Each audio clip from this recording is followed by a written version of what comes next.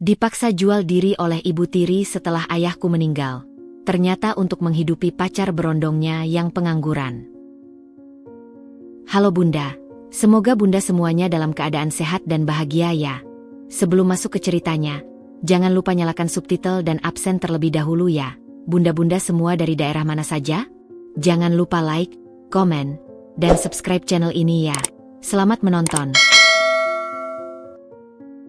Hari itu, langit begitu kelabu. Seolah alam semesta sudah tahu apa yang akan terjadi. Aku baru saja pulang dari kampus, tas berisi buku-buku berat masih tergantung di pundakku, ketika telepon genggamku berdering. Suara Butiah, ibu tiriku di ujung sana terdengar terburu-buru. Tapi bukan nada khawatir yang biasa muncul saat seseorang sedang panik, melainkan sesuatu yang lebih datar, lebih dingin. Mita, pulang sekarang. Ayahmu, ada apa-apa? Kalimat itu menggantung, tidak lengkap, tapi dadaku langsung sesak. Kaki ini gemetar saat ku coba melangkah lebih cepat. Apa yang terjadi pada ayah? Pagi tadi, saat kami sarapan bersama, dia masih tersenyum, masih mengelus kepalaku dan berpesan agar aku tidak pulang terlalu malam karena nanti hujan. Dia baik-baik saja, pasti baik-baik saja. Tapi ketika aku tiba di rumah, segalanya berubah. Ambulans sudah parkir di depan. Lampu rotornya berkedip tapi tanpa suara sirine. Seolah mereka sudah tahu bahwa ini bukan lagi keadaan darurat. Ini sudah terlambat. Beberapa tetangga berkerumun di depan pagar. Wajah-wajah mereka penuh belas kasihan saat melihatku berlari masuk. Dan di sana, di ruang tamu yang biasanya dipenuhi tawa ayah saat menonton sepak bola, sekarang terbaring sebuah tandu. Selembar kain putih menutupi sosok yang terlalu familiar. Terlalu ayah. Kaki ini langsung lemas. Ayah? Suaraku pecah, lebih mirip rintihan daripada panggilan. Seorang paramedik mendekatiku, wajahnya penuh simpati. Dia sudah tidak ada, nak. Serangan jantung. Cepat sekali. Aku tidak mendengar sisanya. Dunia ini tiba-tiba menjadi sunyi. Aku merangkak ke arah tandu itu, tangan gemetar menarik kain penutupnya. Dan di sana, wajah ayah. Pucat, dingin, tapi masih tenang, seperti hanya tertidur. Aku menelungkupkan badan ke dadanya yang tak lagi bergerak, berharap masih ada detak jantung yang tersisa. Tapi tidak ada, hanya diam.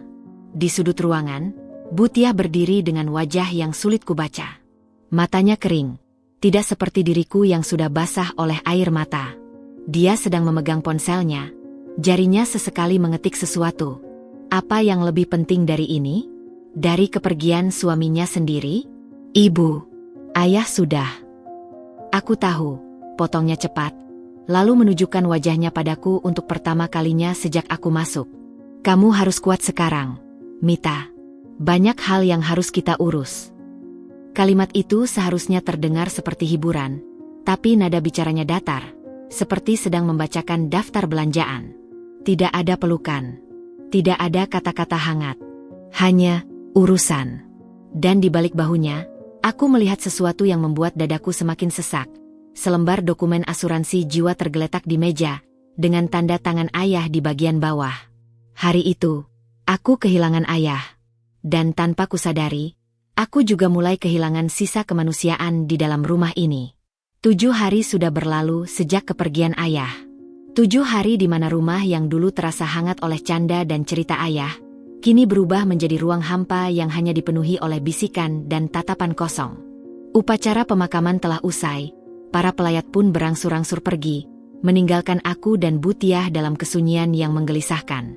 Awalnya, aku masih berharap bahwa di balik sikap dinginnya, Butiah mungkin sedang berusaha keras untuk menahan kesedihan.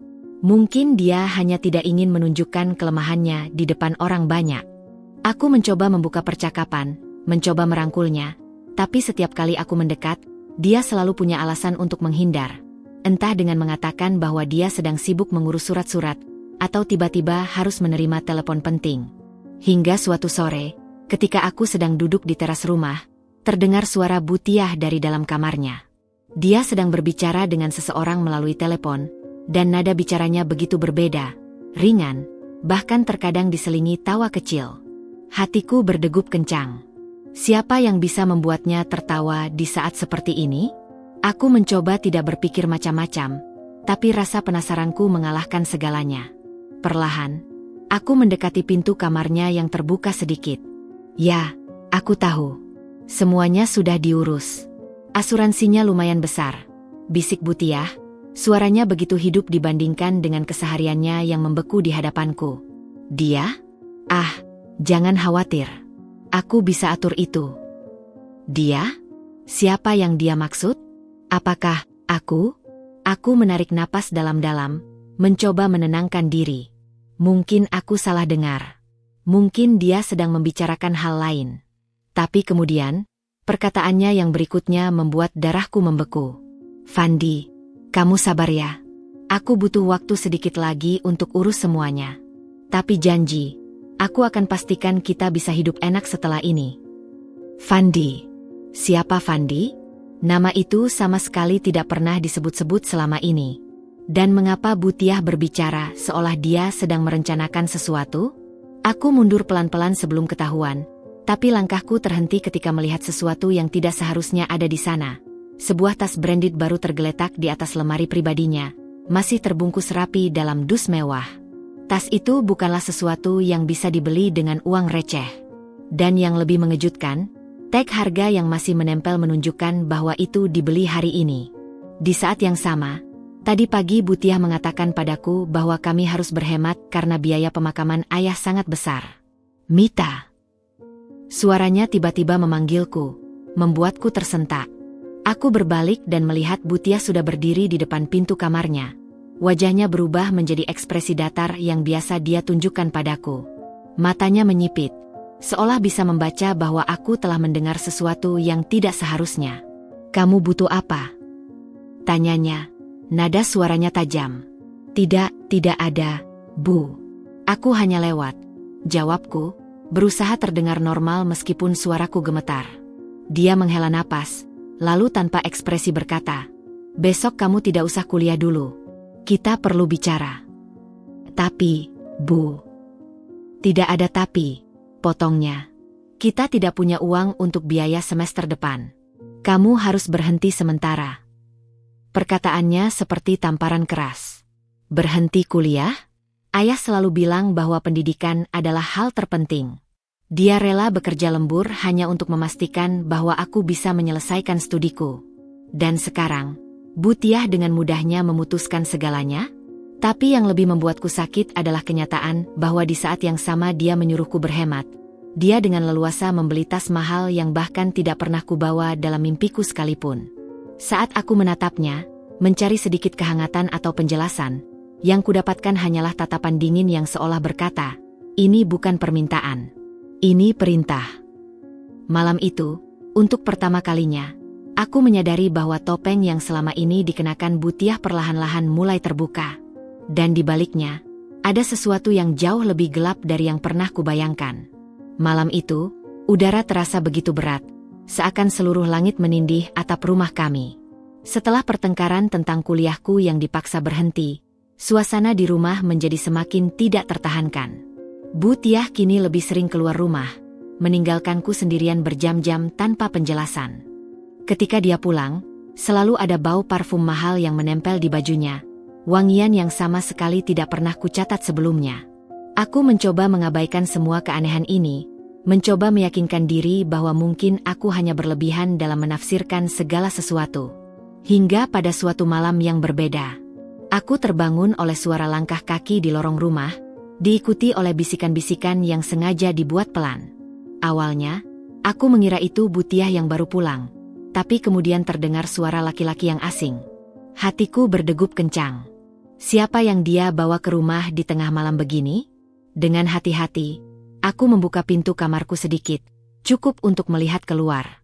Cahaya lampu di ruang tamu menyala redup, dan di sana, Butiah sedang duduk di sofa bersama seorang pria berbadan besar, wajahnya kasar, dan matanya mengamati sekeliling ruangan seperti sedang menaksir sesuatu. Jadi, ini dia, kata pria itu, suaranya serak karena rokok. Butiah mengangguk. Masih perawan. Umurnya baru 20. Pasti harganya mahal.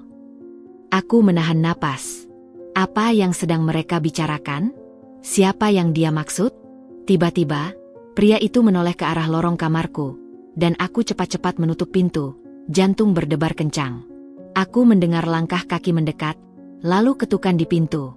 "Mita, bangun. Ada yang mau bicara denganmu." Suara Butiah terdengar datar, tapi ada nada perintah yang tidak bisa ditolak. Aku tidak menjawab, berharap dia mengira aku masih tertidur. Tapi pintu tiba-tiba terbuka, dan cahaya dari lorong menerpa wajahku yang pucat. "Ayo, jangan buang-buang waktu." Butiah menarik lenganku dengan kasar, memaksaku berdiri. Aku dibawa ke ruang tamu, di mana pria itu kini duduk sambil menyalakan rokok. Matanya mengamati dari ujung kepala sampai kakiku, seolah aku adalah barang yang sedang dia nilai. "Kamu Mita?" tanyanya, menghembuskan asap ke arahku. Aku mengangguk pelan, tangan gemetar. "Dengar, mulai besok, kamu akan bekerja untukku," katanya seolah itu hal yang wajar. "Kamu akan dapat uang, dan hidupmu akan lebih enak." Aku menoleh ke Butiah, mencari penjelasan, tapi dia hanya tersenyum tipis. "Dia akan memberimu pekerjaan yang baik, Mita. Kamu harus berterima kasih."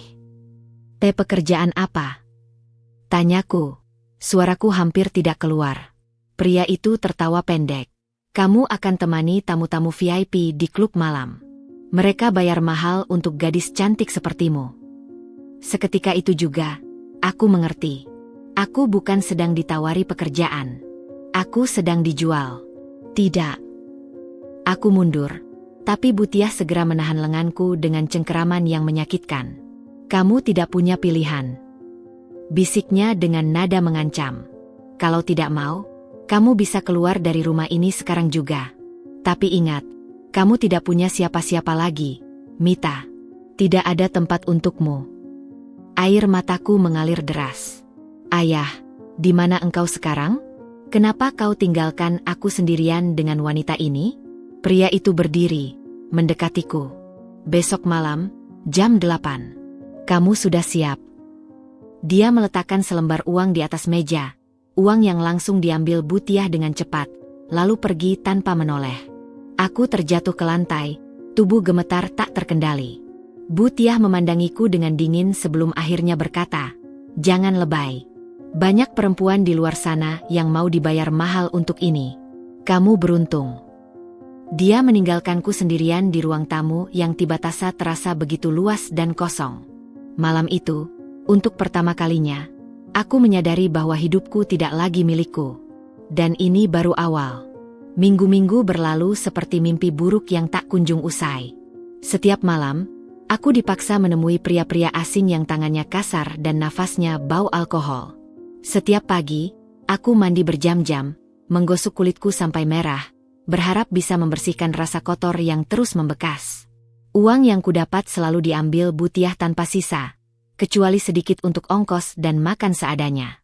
Suatu sore yang gerimis, ketika Butiah mengira aku sedang tidur setelah pekerjaan malam sebelumnya, aku mendengar suara mesin mobil berhenti di depan rumah. Melalui celah gorden, kulihat Butiah bergegas keluar dengan tas kecil di tangan. Wajahnya berseri-seri, ekspresi yang tak pernah kulihat ketika berhadapan denganku. Rasa penasaran yang menggerogoti membuatku memberanikan diri mengikutinya dari kejauhan. Hujan rintik-rintik membasahi rambutku saat aku menyusuri jalanan samping, menjaga jarak agar tidak terlihat. Butiah berhenti di depan sebuah apartemen menengah di pusat kota, tempat yang jelas jauh di atas kemampuan finansial kami sekarang. Dengan kunci yang dia keluarkan dari tasnya, Butiah masuk tanpa mengetuk. Aku menunggu beberapa saat sebelum mendekati jendela yang sedikit terbuka di lantai dasar. Suara musik lembut dan tawa wanita memenuhi udara. Lalu terdengar suara laki-laki. "Sudah bawa berapa hari ini?" 5 juta, jawab Butiah bangga. Anak itu memang benar-benar ladang uang. Aku merasa mual. 5 juta? Padahal dia selalu bilang hasil pekerjaanku hanya cukup untuk makan sehari-hari. Dengan hati berdebar, aku mengintip melalui celah tirai. Pemandangan yang terlihat membuat darahku mendidih. Butiah sedang duduk di pangkuan seorang pria muda berperawakan atletis, mungkin baru awal 30-an tahun.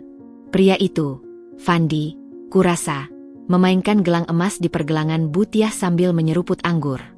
Kapan kamu akan menyingkirkan si gadis itu? Tanya Fandi tiba-tiba, wajahnya berkerut. Aku mulai muak mendengar ceritamu tentang dia. Bu Tiah tertawa, menepuk paha Fandi. Sabarlah sayang. Selama dia masih bisa menghasilkan uang, kita perlu tetap memanfaatkannya. Aku menggigit bibir sampai berdarah untuk menahan teriakan. Jadi inilah kebenarannya? Aku disiksa setiap malam bukan untuk bertahan hidup, tapi untuk membiayai gaya hidup pacar muda ibu tiriku? Fandi meraih sesuatu dari balik bantal sofa. Sebuah bungkus kecil berisi serbuk putih. Dengan gerakan ahli, dia mencampurkannya ke dalam gelas Bu Tiah. Minumlah sayang, biar lebih rileks. Bu Tiah tertawa lagi, meneguk isi gelas tanpa curiga. Aku melihat bagaimana mata Fandi menyipit melihat Bu Tiah minum. Ada kilat licik di sana yang tidak dilihat oleh ibu tiriku yang sudah mabuk asmara. Tiba-tiba teleponku bergetar di saku. Aku buru-buru menjauh, tapi sudah terlambat.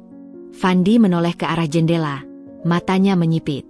Aku berlari menyusuri jalan basah, air mata bercampur air hujan di pipiku. Malam itu, ketika Bu Tiah pulang, dia menemuiku di kamar dengan wajah berbeda, lebih dingin dari biasanya. Kemana kamu tadi siang? Tanyanya tajam. Aku hanya keluar sebentar. Jawabku gemetar. Dia mendekat, matanya mengkristal seperti kaca. Jangan pernah ikuti aku lagi. Paham? Atau kau akan menyesal. Peringatannya menggantung di udara seperti pisau. Tapi yang lebih mengerikan adalah apa yang tidak dia katakan. Bahwa sekarang aku tahu kebenaran tentang Fandi, tentang uangku yang dirampok, tentang permainan kotor mereka berdua. Dan pengetahuan itu, aku merasa, akan menjadi sangat berbahaya. Matahari pagi menyinari wajahku yang bengkak akibat tangis semalam. Tubuh ini terasa hampa, seperti hanya kulit dan tulang yang menahan beban terlalu berat. Tapi di balik kehancuranku, ada sesuatu yang mulai tumbuh. Sebuah tekad untuk membongkar kebohongan Bu Tiah dan Fandi. Aku tahu, aku tidak bisa langsung melawan. Bu Tiah terlalu licik, dan Fandi, pria berondong yang hidup dari uangku itu, terlalu kuat. Aku butuh bukti. Aku butuh waktu. Hari itu, ketika Bu Tiah pergi untuk bertemu teman lama, yang aku tahu pasti adalah Fandi, aku memutuskan untuk mengambil risiko. Aku menyelinap ke kamarnya, tempat yang biasanya selalu terkunci. Untungnya, selama ini aku memperhatikan di mana dia menyimpan kuncinya. Di balik figura foto pernikahannya dengan ayah, seolah sebuah lelucon pahit bahwa kunci kebohongannya tersembunyi di balik kenangan palsu. Begitu masuk, bau parfum mahal langsung menusuk hidungku. Kamarnya rapi, tapi ada sesuatu yang tidak beres.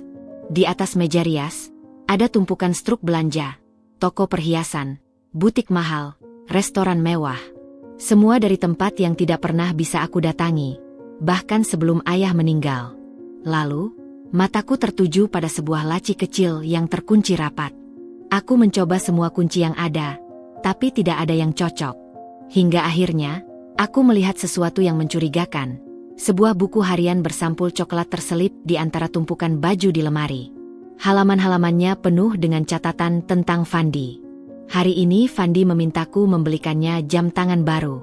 Aku harus memeras Mita lebih keras.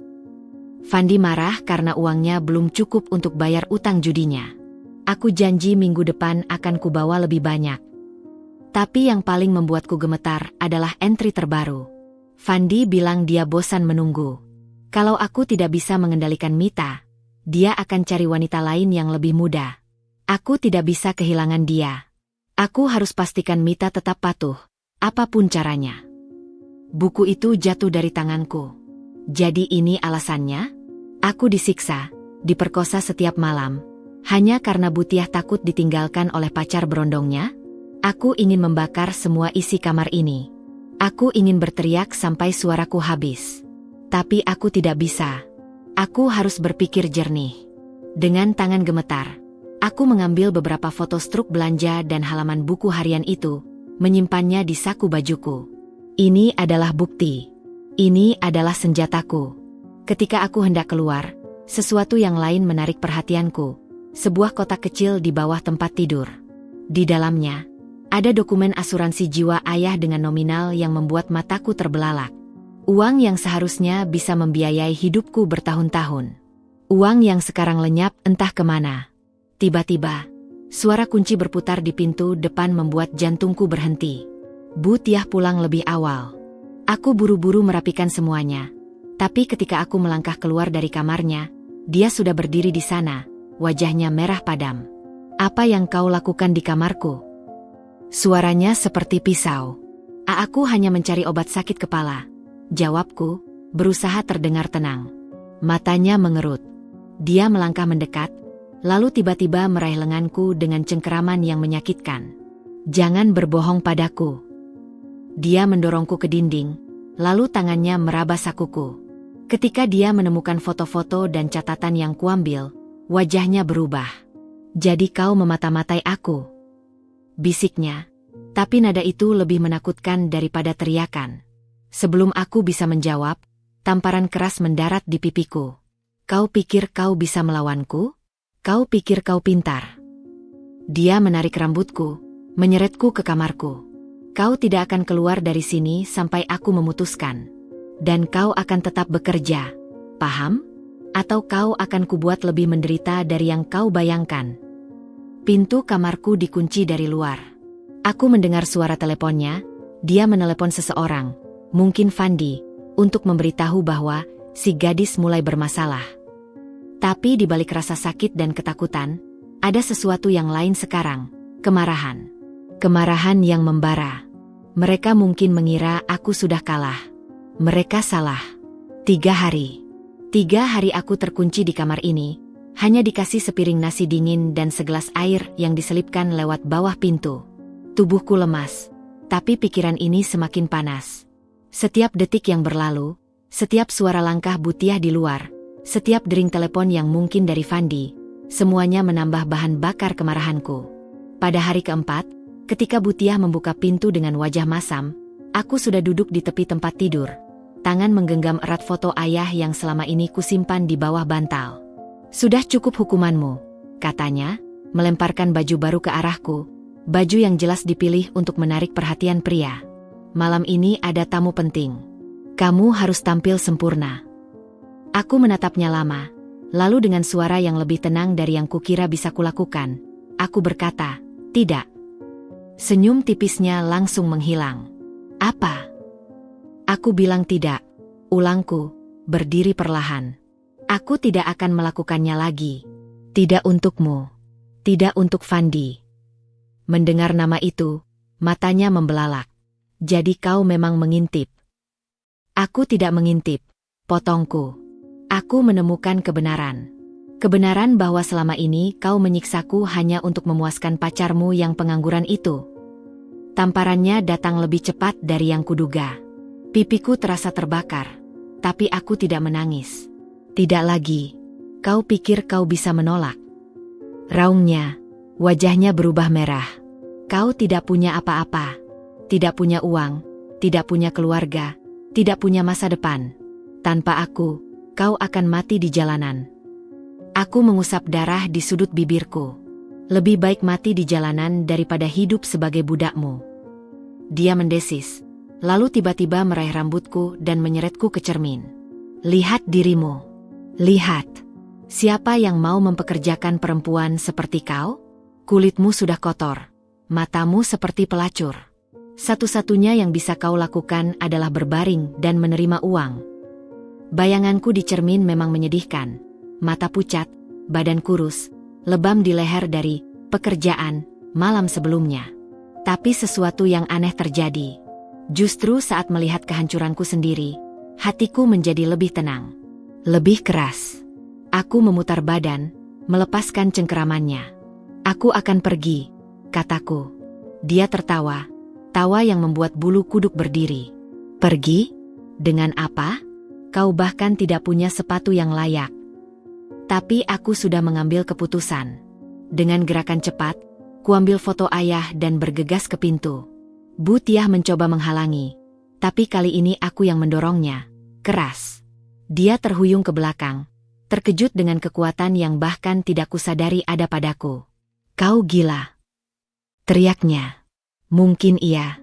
Mungkin aku sudah gila. Gila karena sakit. Gila karena marah, gila karena lelah. Tapi setidaknya, untuk pertama kalinya sejak ayah meninggal, aku merasa hidup lagi. Aku berlari keluar rumah, melewati pintu depan yang ternganga, ke jalanan yang basah oleh hujan sore. Aku tidak tahu harus kemana. Tidak punya uang. Tidak punya rencana. Tapi aku punya satu hal yang tidak dimiliki Butiah. Kemerdekaan. Hujan sore itu menghujam kulitku seperti ribuan jarum dingin. Tapi aku terus berlari. Kaki telanjangku terantuk batu dan trotoar yang tidak rata. Tapi rasa sakit itu tidak berarti apa-apa dibandingkan dengan kebebasan yang baru saja kurengkuh. Aku berlari tanpa arah, hanya tahu bahwa aku harus menjauh dari rumah itu, dari Butiah, dari kehidupan yang telah menghancurkanku selama berbulan-bulan. Ketika napasku sudah tidak lagi mampu mengejar langkahku, aku bersandar di dinding sebuah kafe kecil, tubuhku menggigil hebat. Melalui jendela kaca, kulihat orang-orang sedang menikmati kopi hangat, tertawa dengan teman-temannya, hidup normal yang tiba-tiba terasa sangat asing bagiku. Di situ aku menyadari, aku tidak punya siapa-siapa. Tidak ada teman untuk dimintai tolong. Tidak ada keluarga yang akan mencariku. Butiah telah mengisolasiku dengan sempurna. Tiba-tiba, perutku keroncongan keras. Aku baru menyadari bahwa aku belum makan dengan layak selama berhari-hari. Tanpa berpikir panjang, aku memasuki kafe itu, berharap mungkin bisa meminta sisa makanan atau setidaknya air minum. Bau kopi dan roti hangat memenuhi hidungku, membuat perutku semakin meringis. "Apa kamu tidak apa-apa?" Suara itu membuatku menoleh. Seorang pria muda dengan kacamata dan jas kantor sedang menatapku dengan wajah penuh keprihatinan. Matanya teduh, tidak seperti tatapan tajam yang biasa kudapat dari para tamu, Butiah. Aku mencoba mengatur napas. Aku hanya butuh air, bisikku. Suaraku serak karena kelelahan dan rasa malu. Tanpa bertanya lebih lanjut, dia memanggil pelayan dan memesan makanan lengkap beserta minuman hangat. "Kamu kelihatan seperti orang yang sangat membutuhkan ini," katanya sambil menyodorkan kursi di sebelahnya. Aku ragu. Pengalamanku selama ini membuatku tidak mudah percaya pada kebaikan orang asing. Tapi rasa laparku mengalahkan kewaspadaanku. Perlahan aku duduk, dan ketika makanan itu datang, aku menyantapnya dengan lahap seperti orang kelaparan, yang memang begitulah adanya. "Saya Bima." Pria itu memperkenalkan diri sambil menyiramkan gula ke dalam kopinya. "Kamu?" Aku berhenti sejenak. Nama apa yang harus kusebutkan? Nama asliku sudah terasa seperti milik orang lain. "Mita." Akhirnya kusebutkan pelan. Dia mengangguk, tidak memaksa untuk bertanya lebih banyak saat melihat keadaanku yang mengenaskan. Rambut kusut, baju basah, kaki penuh luka. Tapi yang paling mengejutkan, matanya tidak penuh belas kasihan yang membuatku merasa lebih rendah, melainkan penghormatan yang aneh, seolah dia memahami bahwa di balik penampilanku yang compang-camping, ada sesuatu yang layak dihargai. "Kamu butuh tempat tinggal?" tanyanya tiba-tiba. Aku menggeleng cepat, tubuhku menegang. "Tidak. Maksudku, aku tidak." Bima mengangkat tangannya. "Tenang, aku tidak menawarkan itu. Tapi aku tahu sebuah shelter untuk perempuan di dekat sini. Tempat yang amah. Aku bisa mengantarmu jika kamu mau." Aku memandangnya lama, mencoba mencari tanda-tanda kebohongan di wajahnya. Tapi yang kulihat hanyalah ketulusan yang membuat dadaku terasa hangat untuk pertama kalinya sejak lama. Mengapa kamu membantuku?" tanyaku, suaraku bergetar. Bima menghela napas, memutar gelas kopinya. "Karena dulu saudara perempuanku berada di posisimu. Dia tidak seberuntung kamu. Tidak ada yang menawarkan bantuan saat dia paling membutuhkannya." Matanya berkaca-kaca sejenak sebelum dia tersenyum kecil. "Jadi anggap saja ini untuk menebus ketidakberdayaku waktu itu." Air mataku akhirnya tumpah. Bukan air mata keputusasaan seperti biasa, tapi air mata yang anehnya terasa membebaskan. "Terima kasih," bisikku. Suaraku hampir tidak terdengar. Bima mengangguk, lalu mengeluarkan kartu nama dari dompetnya. "Ini kontak dan alamatku. Aku pengacara. Jika kamu butuh bantuan, apapun itu, jangan ragu untuk menghubungiku." Aku menerima kartu itu dengan tangan gemetar. Di atasnya tertulis, Bima Adityawan, SH, pengacara untuk hak perempuan dan anak. Mungkin, Pikirku sambil menatap kartu itu seperti benda berharga. Mungkin masih ada kebaikan di dunia ini. Dan mungkin, untuk pertama kalinya dalam hidupku yang hancur ini, aku punya secercah harapan. Malam pertama di shelter perempuan itu terasa seperti mimpi yang aneh. Tempat tidur kecil dengan spray bersih, kamar mandi air hangat, dan makan malam hangat yang disajikan tanpa syarat. Semua terasa begitu asing setelah berbulan-bulan hidup dalam teror. Aku terbangun beberapa kali di tengah malam, jantung berdebar kencang. Yakin bahwa Butiah akan muncul dari balik pintu dan menyeretku kembali ke neraka yang kutinggalkan. Tapi yang ada hanyalah suara napas tenang perempuan-perempuan lain yang juga mencari perlindungan di tempat ini. Di pagi hari, setelah sarapan sederhana, seorang pekerja sosial bernama Ibu Dina memanggilku untuk berbicara. Ruang konselingnya kecil tapi nyaman, dengan jendela yang memungkinkan sinar matahari pagi menyinari ruangan. "Kamu aman di sini, Mita," katanya dengan suara lembut tapi tegas. "Tapi kami perlu tahu apa yang terjadi padamu agar kami bisa membantumu lebih baik." Aku menggigit bibir. Bagaimana cara menjelaskan kekacauan hidupku tanpa terdengar seperti tokoh dalam sinetron murahan? Tapi ketika mataku menangkap poster di dinding yang bertuliskan, "Tidak ada perempuan yang pantas dilecehkan," sesuatu dalam diriku pecah. Ceritanya mengalir keluar seperti sungai yang meluap, tentang ayah yang meninggal, tentang Butiah yang berubah, tentang Fandi dan pekerjaan mengerikan yang dipaksakan padaku, tentang buku harian yang kubaca, tentang uang asuransi ayah yang hilang, tentang betapa hancurnya diriku. Ibu Dina mendengarkan dengan serius, hanya sesekali membuat catatan kecil. Ketika aku selesai, dia mengeluarkan brosur dari laci. "Kami punya program pendampingan hukum di sini. Menurutmu, apakah kamu bersedia melaporkan ini ke polisi?" "Polisi?" Kata itu membuat dadaku sesak. Selama ini, Butiah selalu bilang bahwa polisi adalah temannya, bahwa mereka akan memenjarakanku jika aku mencoba melarikan diri. Tapi ingatanku melayang pada kartu nama yang masih kugenggam erat. Kartu nama Bima, si pengacara. "Ada seseorang yang menawarkan bantuan hukum," kataku ragu-ragu. "Seorang pengacara." Ibu Dina tersenyum. "Itu bagus. Kamu punya pilihan." Dia memberiku secari kertas. "Ini daftar apa saja yang bisa kami bantu. Tempat tinggal sementara, konseling, pelatihan kerja. Tapi..."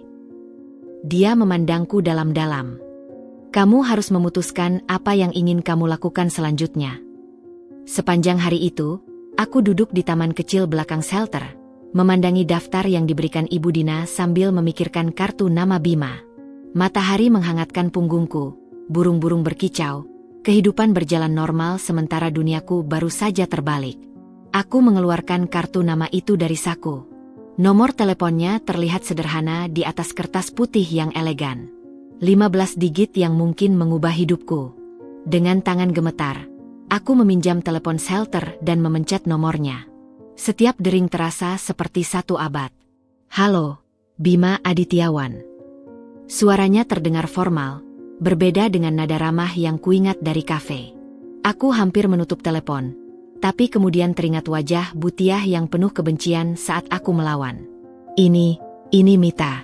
Kita bertemu di kafe kemarin," bisikku, berharap dia masih ingat. Ada jeda singkat sebelum suaranya berubah menjadi hangat. "Mita, aku senang kamu menelepon. Apa kamu baik-baik saja?" Pertanyaan sederhana itu membuat tenggorokanku terasa sempit. "Tidak, aku tidak baik-baik saja. Aku terluka, aku takut, aku marah. Tapi untuk pertama kalinya, aku butuh bantuanmu." Akhirnya kukatakan, suaraku lebih kuat dari yang kuduga. "Aku ingin melawan." Di ujung telepon, Bima menarik napas dalam-dalam. "Baiklah, Mita. Aku akan membantumu. Tapi ini akan sulit. Kamu yakin?" Aku memandangi sinar matahari yang menerpa dedaunan, menonton bagaimana cahaya itu menembus celah-celah daun untuk mencapai tanah. Mungkin seperti itulah kebenaran.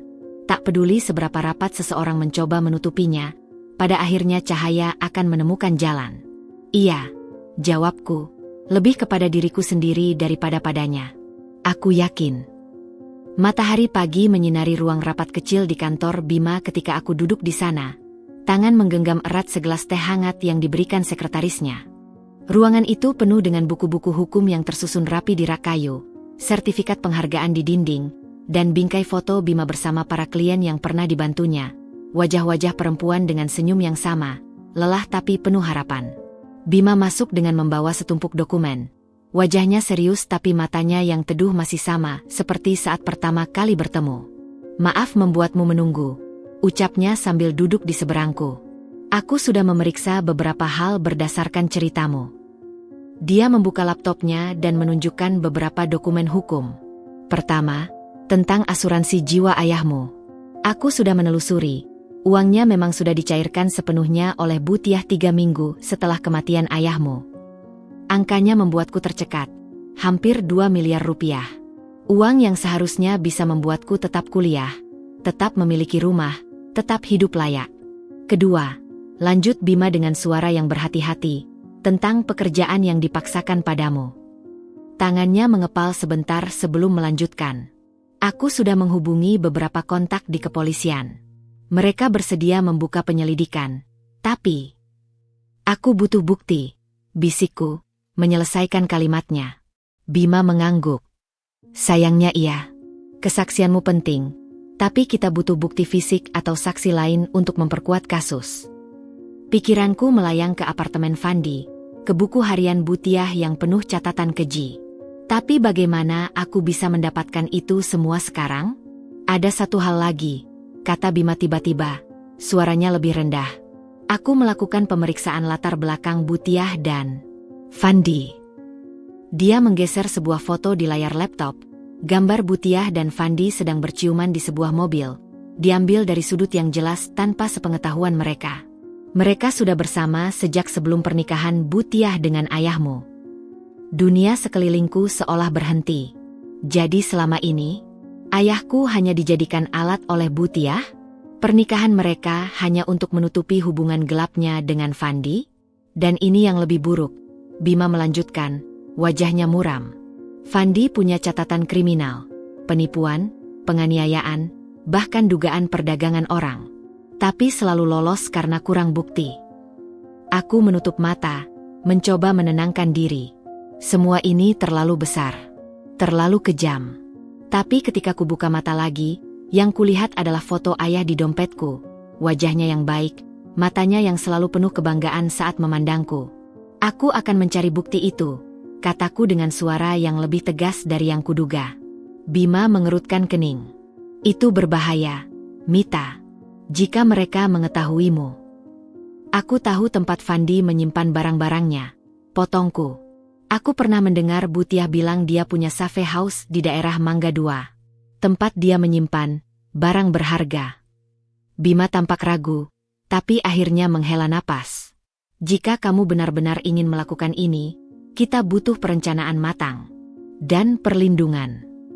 Dia mengeluarkan sebuah telepon kecil dari laci. "Ini ponsel khusus. Ada tombol darurat yang langsung terhubung ke nomorku dan polisi. Juga fitur pelacak." Ketika aku menerimanya, tanganku tidak lagi gemetar. Ada api baru di dalam diriku, bukan lagi ketakutan, tapi kemarahan yang membara.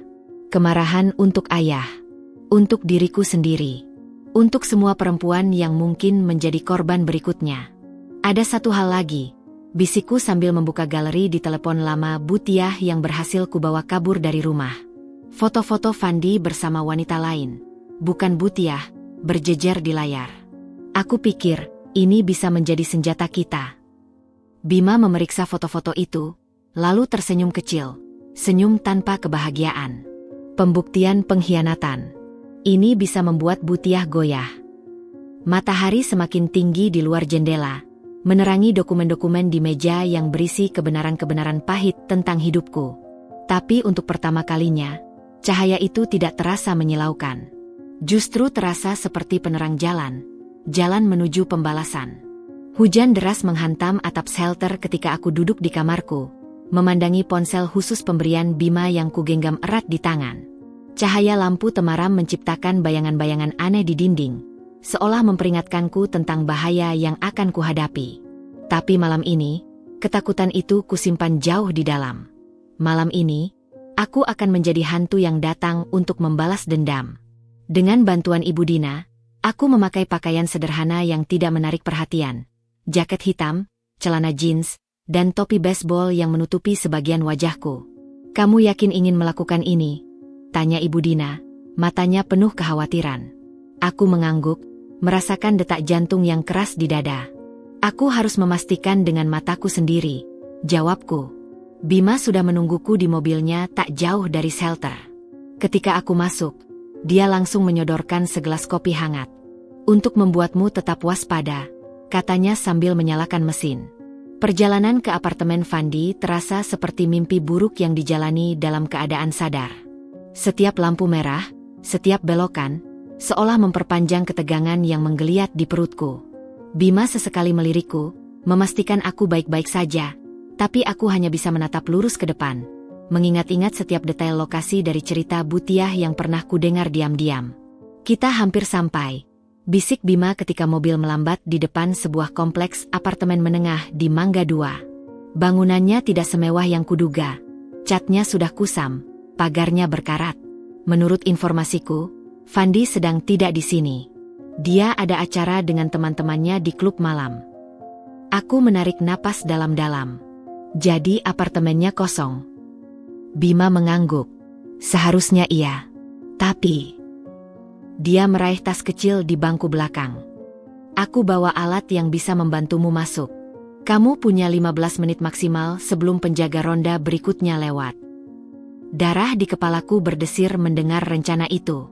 Ini gila. Sangat berbahaya. Tapi lebih berbahaya membiarkan Butiah dan Fandi terus melakukan ini pada perempuan lain. Dengan panduan Bima, aku berhasil menyelinap masuk ke kompleks apartemen. Rasanya aneh.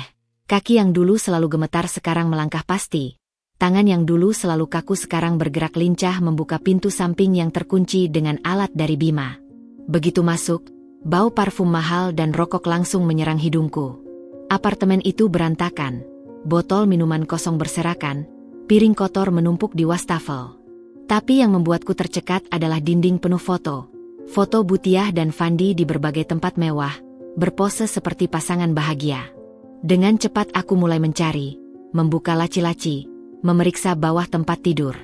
Tidak ada. Lalu mataku tertarik pada sebuah lukisan besar di dinding kamar tidur. Lukisan yang terlihat tidak sesuai dengan gaya berantakan Fandi.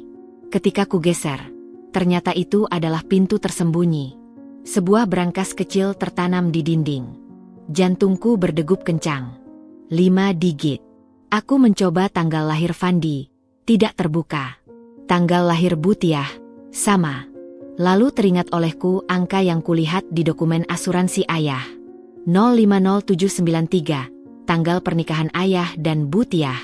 Brankas itu terbuka dengan suara klik yang nyaring. Isinya membuat nafasku tersengal. Tumpukan uang tunai, perhiasan, beberapa paspor palsu, dan sebuah buku catatan tebal. Dengan tangan gemetar, kubuka buku itu. Catatan transaksi, nama-nama perempuan, nominal uang, dan foto-foto mereka yang tidak sopan. Aku hampir muntah melihatnya. Ini lebih buruk dari yang kuduga. Fandi bukan hanya memanfaatkanku, tapi menjalankan jaringan prostitusi. Tiba-tiba suara langkah kaki di luar apartemen membuatku membeku. Aku cepat-cepat memotret beberapa halaman penting dengan ponsel, mengembalikan semuanya ke tempat semula, dan bersembunyi di balik tirai ketika kunci pintu berderak. Fandi masuk dengan seorang wanita, bukan Butiah.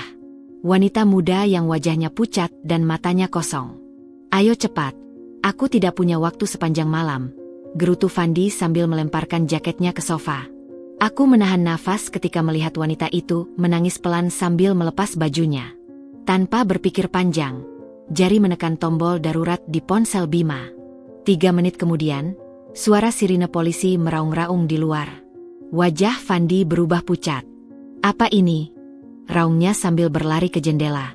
Itu saatku untuk kabur. Ketika Fandi sibuk melihat keluar, aku menyelinap keluar dari kamar, menarik tangan wanita itu. "Ayo pergi," bisikku. Kami berhasil keluar tepat ketika polisi masuk ke kompleks. Dari kejauhan, kulihat Bima melambaikan tangan dari mobilnya. Kami berlari secepat mungkin, hujan deras membasahi tubuh. Tapi kali ini air itu terasa menyegarkan.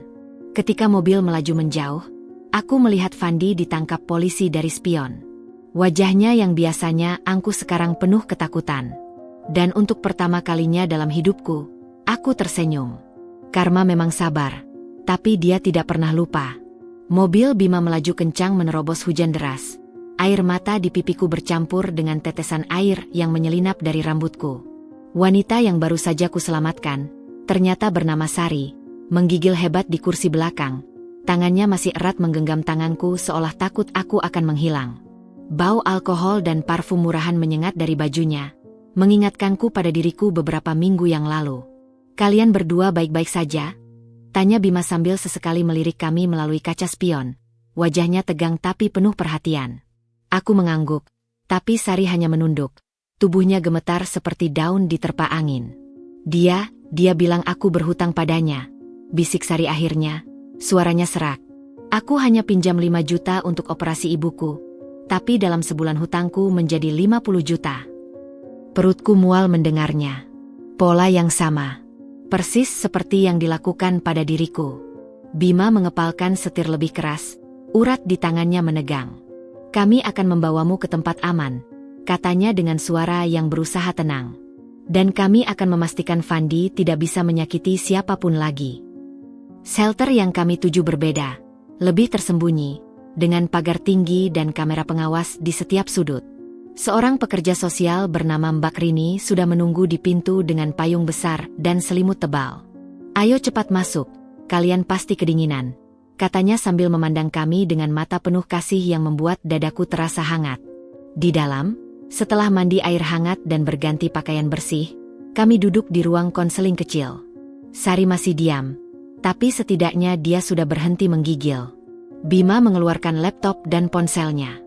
"Foto-foto dari brankas Fandi ini sangat penting," katanya sambil menunjukkan beberapa gambar yang berhasil kusimpan. "Ini membuktikan dia menjalankan sindikat perdagangan manusia." Mbak Rini mengangguk pelan. "Dengan ini, plus kesaksian kalian berdua, kasusnya akan sangat kuat." Tapi kemudian mataku tertarik pada sesuatu di latar belakang salah satu foto. Sebuah dokumen dengan logo bank di meja Fandi. "Tunggu," kataku sambil memperbesar gambar. Ini laporan rekening bank." Bima segera menyadari apa yang kulihat. Dia menyimpan semuanya. "Lihat, ini transfer rutin dari rekening Butiah ke rekening Fandi." Tangannya menunjuk deretan angka yang membuat kepalaku pusing. Puluhan juta setiap minggu. "Dan ini yang paling penting," tambahnya sambil menunjuk sebuah nama di sudut dokumen. "Notaris yang mengurus surat wasiat ayahmu." Dadaku sesak. Jadi selama ini, Butiah bukan hanya mengambil uang asuransi, tapi juga memanipulasi surat wasiat ayah? Aku teringat wajah ayah yang selalu jujur, yang selalu mengajarkanku untuk berbuat baik. Kemarahan yang lebih besar dari sebelumnya menggelegak dalam diriku. "Kita harus bergerak cepat," kata Bima sambil menutup laptop. "Fandi pasti akan menghubungi Butiah begitu dibebaskan. Dan mereka akan berusaha menghancurkan bukti-bukti." Malam itu, sementara Sari sudah tertidur lelap karena obat penenang ringan dari Mbak Rini, aku duduk di balkon kecil, memandangi bulan purnama yang bersinar terang di antara awan-awan sisa hujan. Bima menghampiriku, membawa 2 cangkir teh hangat. "Kau tidak perlu melakukan ini sendirian," katanya pelan. "Kami bisa menyerahkan semuanya ke polisi besok pagi." Aku menatapnya, lalu menggeleng pelan. "Aku harus menutup ini dengan caraku sendiri," jawabku. "Aku berhutang pada ayah, dan pada diriku yang dulu." Bima memandangiku lama, lalu menarik napas dalam. "Baiklah, tapi aku punya satu syarat." Dia mengeluarkan sebuah alat perekam mini dari saku. "Bawa ini. Rekam setiap percakapan dengan Butiah. Jika terjadi apa-apa, aku akan menekan tombol darurat," kataku menyelesaikan kalimatnya sambil menerima alat itu. Bulan bersinar terang di atas kami, seolah menyetujui rencana ini. "Besok, aku akan menghadapi Butiah untuk terakhir kalinya. Besok, semua kebohongan akan berakhir. Dan untuk pertama kalinya dalam hidupku, aku tidak takut. Aku siap." Pagi itu, udara terasa berat seolah langit tahu pertempuran besar akan segera terjadi. Aku berdiri di depan rumah yang dulu kutinggali, tangan berkeringat menggenggam erat alat perekam mini pemberian Bima di saku jaketku. Rumah itu tampak lebih kusam dari yang kuingat. Ket pagar mengelupas. Taman depan yang dulu rapi kini dipenuhi rumput liar. Seperti cerminan pemiliknya yang busuk. Ketika aku menekan bel, jantungku berdegup begitu keras sampai-sampai kupikir Butiah bisa mendengarnya dari dalam. Beberapa detik yang terasa seperti abad berlalu sebelum pintu terbuka dengan kasar. Kau berani muncul di sini.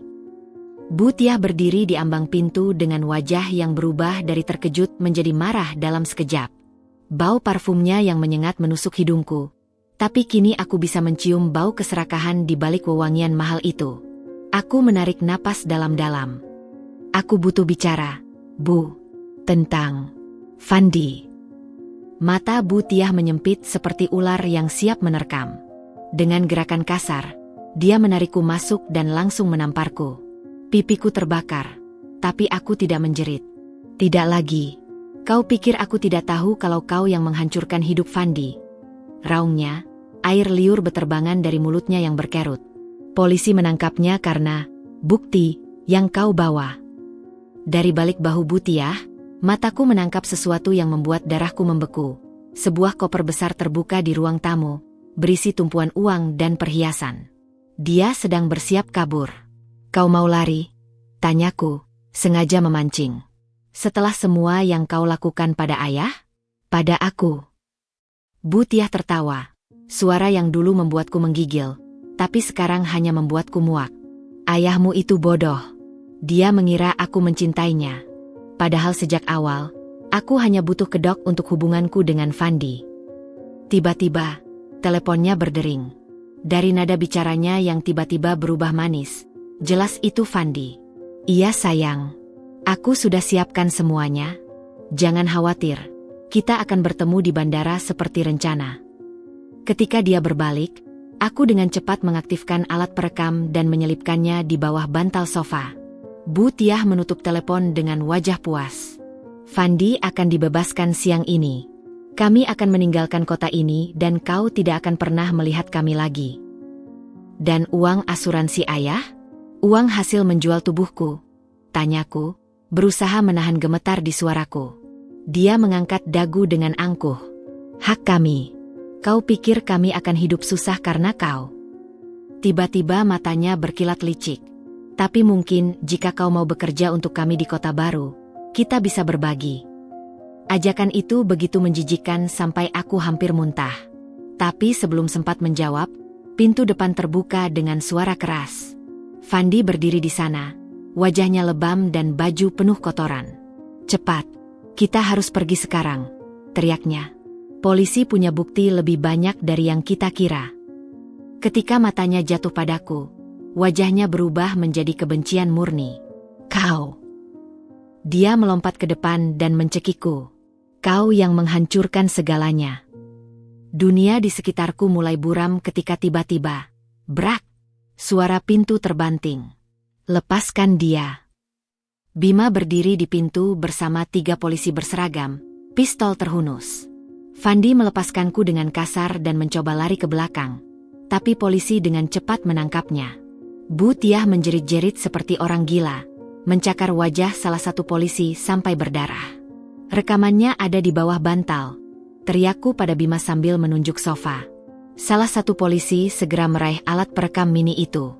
Butiah membeku, wajahnya tiba-tiba pucat pasi. Apa yang kau lakukan, Mita?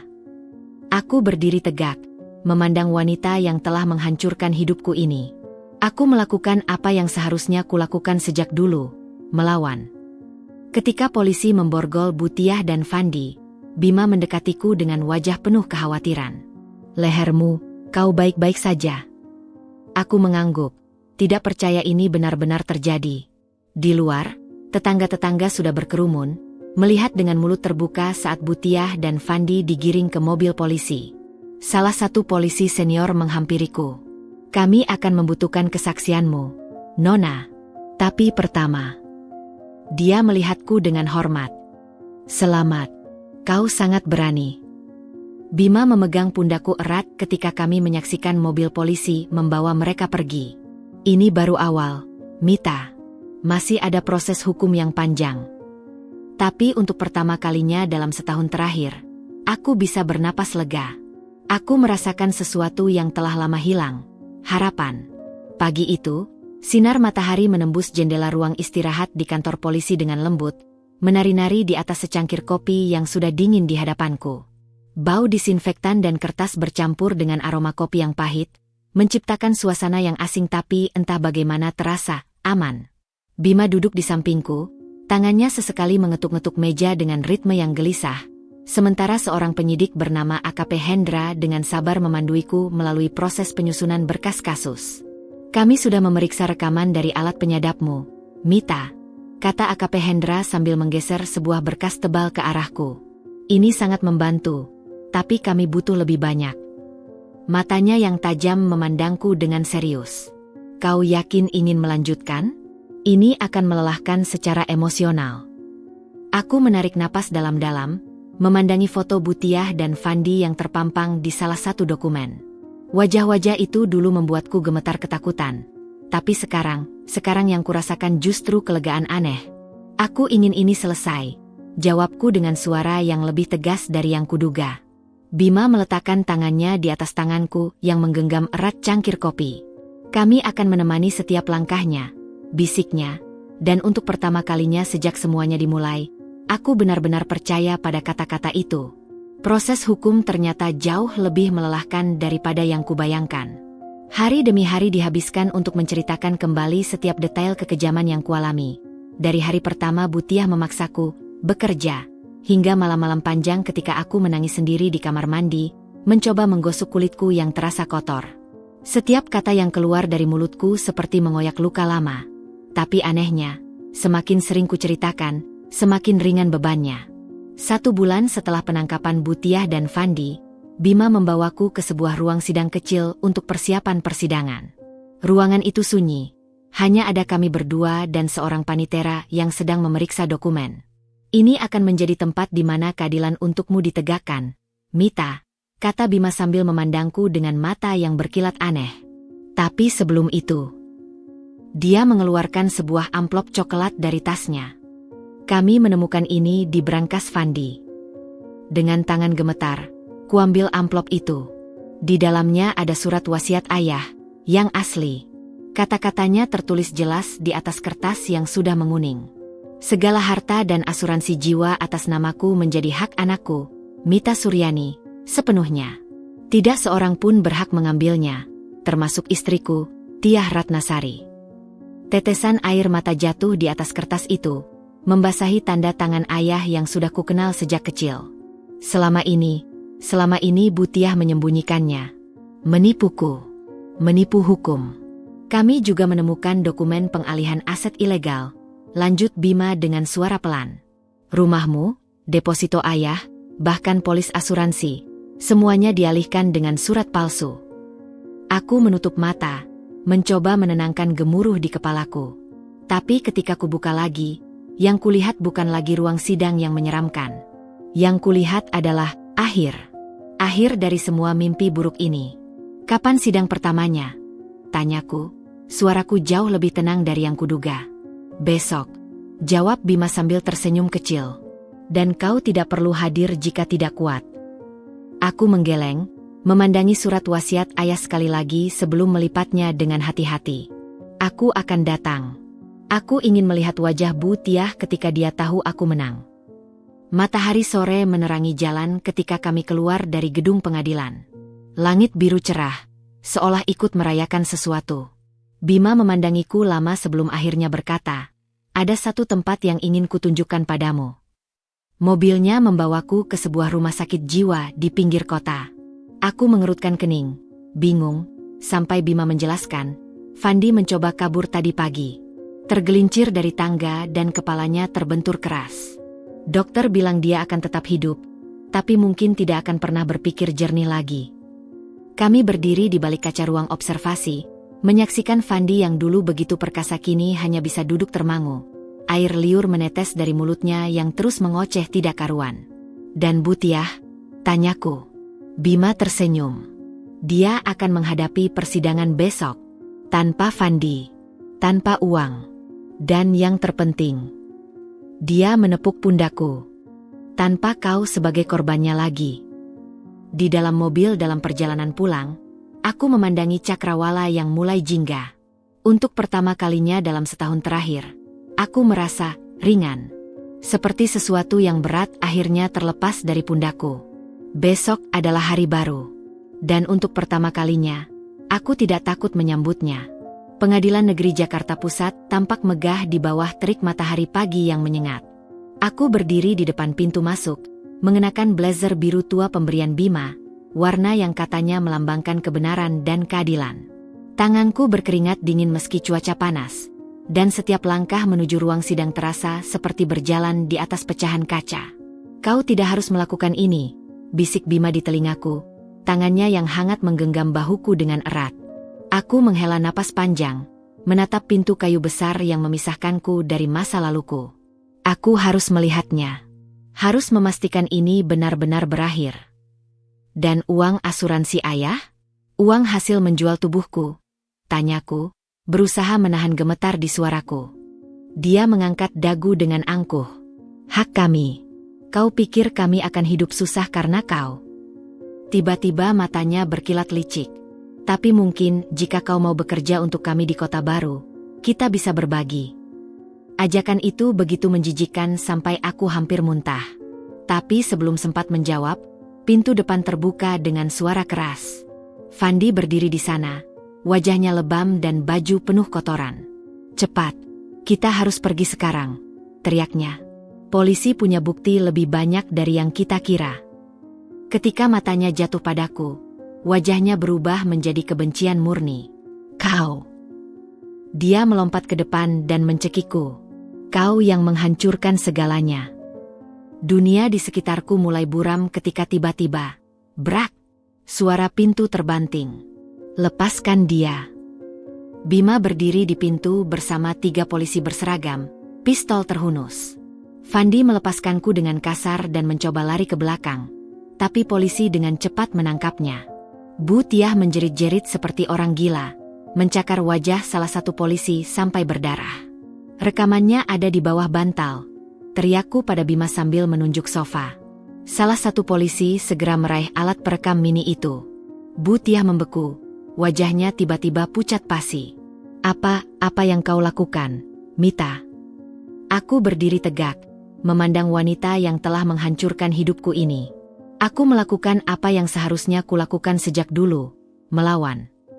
Ketika polisi memborgol Bu Tiah dan Fandi, Bima mendekatiku dengan wajah penuh kekhawatiran. Lehermu, kau baik-baik saja? Aku mengangguk, tidak percaya ini benar-benar terjadi. Di luar, tetangga-tetangga sudah berkerumun, melihat dengan mulut terbuka saat Bu Tiah dan Fandi digiring ke mobil polisi. Salah satu polisi senior menghampiriku. Kami akan membutuhkan kesaksianmu, Nona. Tapi pertama, dia melihatku dengan hormat. Selamat, kau sangat berani. Bima memegang pundakku erat ketika kami menyaksikan mobil polisi membawa mereka pergi. Ini baru awal, Mita. Masih ada proses hukum yang panjang. Tapi untuk pertama kalinya dalam setahun terakhir, aku bisa bernapas lega. Aku merasakan sesuatu yang telah lama hilang. Harapan. Pagi itu, sinar matahari menembus jendela ruang istirahat di kantor polisi dengan lembut, menari-nari di atas secangkir kopi yang sudah dingin di hadapanku. Bau disinfektan dan kertas bercampur dengan aroma kopi yang pahit, menciptakan suasana yang asing tapi entah bagaimana terasa aman. Bima duduk di sampingku, tangannya sesekali mengetuk-ngetuk meja dengan ritme yang gelisah. Sementara seorang penyidik bernama AKP Hendra dengan sabar memanduiku melalui proses penyusunan berkas kasus. Kami sudah memeriksa rekaman dari alat penyadapmu, Mita, kata AKP Hendra sambil menggeser sebuah berkas tebal ke arahku. Ini sangat membantu, tapi kami butuh lebih banyak. Matanya yang tajam memandangku dengan serius. Kau yakin ingin melanjutkan? Ini akan melelahkan secara emosional. Aku menarik napas dalam-dalam, memandangi foto Bu Tiah dan Fandi yang terpampang di salah satu dokumen. Wajah-wajah itu dulu membuatku gemetar ketakutan. Tapi sekarang yang kurasakan justru kelegaan aneh. Aku ingin ini selesai. jawabku dengan suara yang lebih tegas dari yang kuduga. Bima meletakkan tangannya di atas tanganku yang menggenggam erat cangkir kopi.